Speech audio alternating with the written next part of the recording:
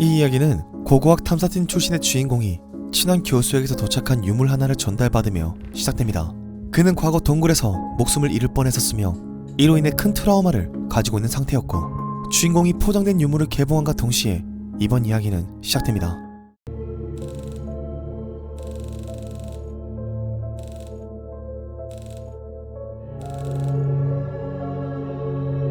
친한 교수에게서 도착한 유물을 개봉했다. 이건 우리의 마지막 탐사였던 우랄 산맥 깊은 곳에서 발견된 유물이었다. 연도도 미상, 목적도 미상인 이 유물을 나는 천천히 조사해보려 한다. 나는 우선 천천히 유물의 외관을 둘러보았다.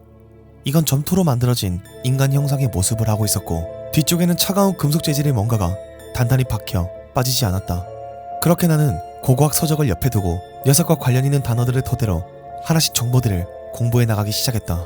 우선 점토에 대해선 우리가 흔히 알고 있는 그 이상의 정보도 그 이하의 정보도 아닌 정말로 평범한 내용뿐이었다. 이걸로는 아무것도 알아낼 수 없었다. 그리고 나는 계속해서 정보들을 찾아보기 시작했고, 해당 점토는 내 예상보다 훨씬 더 오래전에 만들어진 것일 수도 있겠다는 생각이 들었다. 나는 계속해서 미친듯이 정보들을 알아내기 시작했고, 우랄 산맥의 역사부터 시작해서 최대한 이 기묘한 녀석의 기원을 찾고 있었다. 아니, 뭔가 이제는 멈출 수가 없는 기분이 든 것 같다.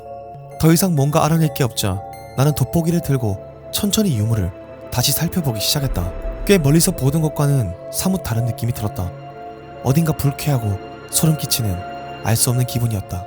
그렇게 유물을 돌려가며 천천히 꼼꼼히 확인하던 나는 뒤쪽에 적혀있는 작은 뭔가를 발견했다.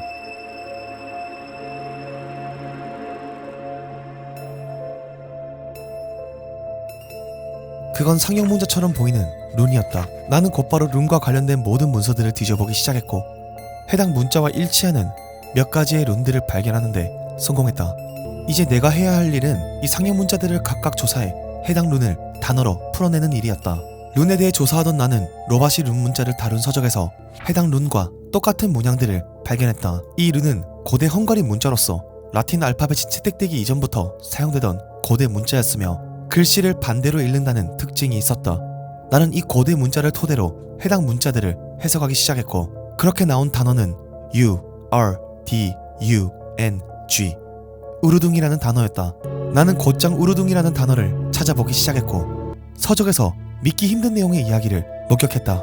우르둥이라는 존재는 매우 과거로부터 전해지던 헝가리 토속 신앙 속 악마였다. 기독교가 생기기 이전에 세상을 지배했다고 알려져 있으며, 기독교가 퍼진 이후에도 악마와 동일시되었다고 전해졌다. 우르둥이 그려져 있는 유그라 석판을 알아보니 이곳에는 해당 악마와 관련한 전설이 있었고, 그 전설에 따르면 우주에서 떨어진 하나의 별에 7마리의 우르둥의 아이가 기어나왔다.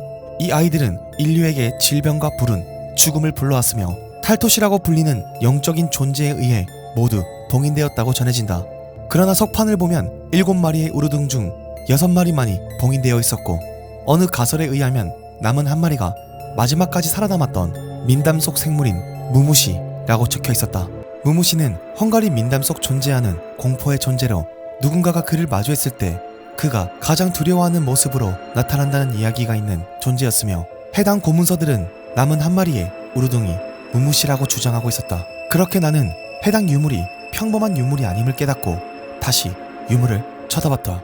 그런데 유물에게서 검은 액체가 새어나오고 있었다. 예상치 못한 일이었다. 하지만 두려움보다 강한 호기심이 나를 자극하기 시작한다. 나는 검은 액체가 흘러나오는 유물을 다시 관찰하기 시작했고,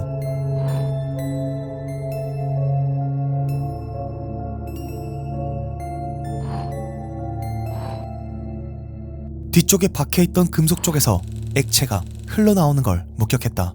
그리고 그곳에 단단히 고정되어 있던 쇠를 만져보았다. 나는 약간 힘을 줘서 해당 금속을 뽑아버렸다.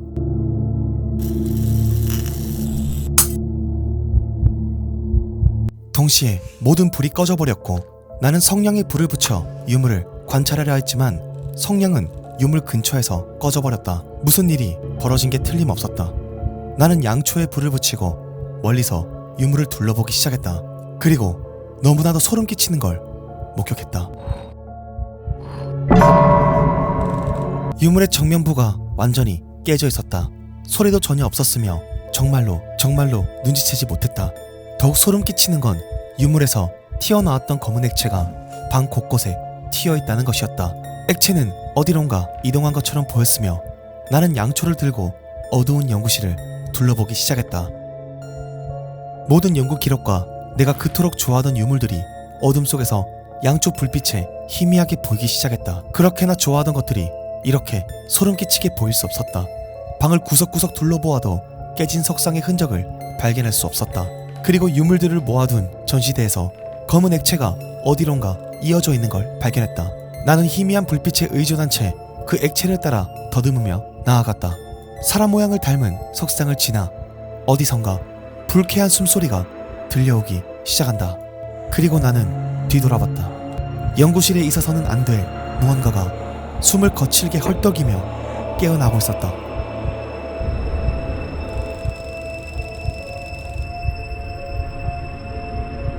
그렇게 나는 완전한 어둠 속에 갇혀 문을 찾기 위해 벽들을 더듬으며 나아갔다.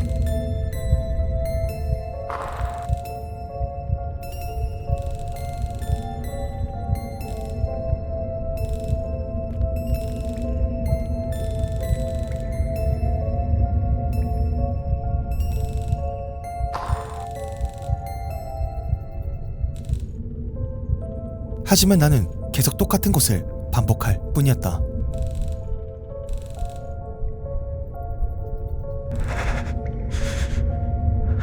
그리고 주머니에 마지막 한 개가 남은 성냥이 기억났다.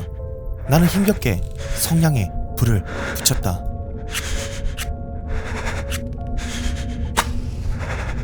눈앞에 보인 곳은 지옥보다 더욱 끔찍했던 기억 속의 폐쇄된 우랄 산맥의 동굴이었다. 사방을 둘러봐도 탈출구는 보이지 않았다. 극도의 공포감이 내 숨을 조여왔고 성냥이 꺼짐과 동시에 나의 숨도 꺼졌다.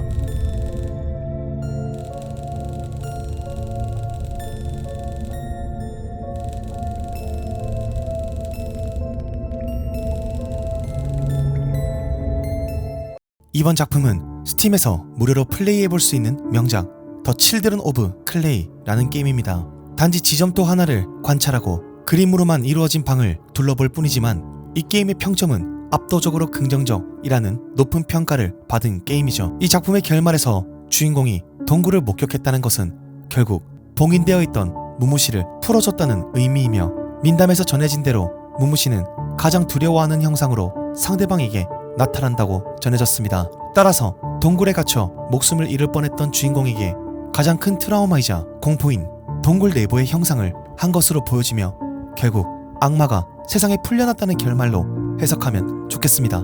그럼 시청해주셔서 감사합니다. 이상 홍시네마였습니다.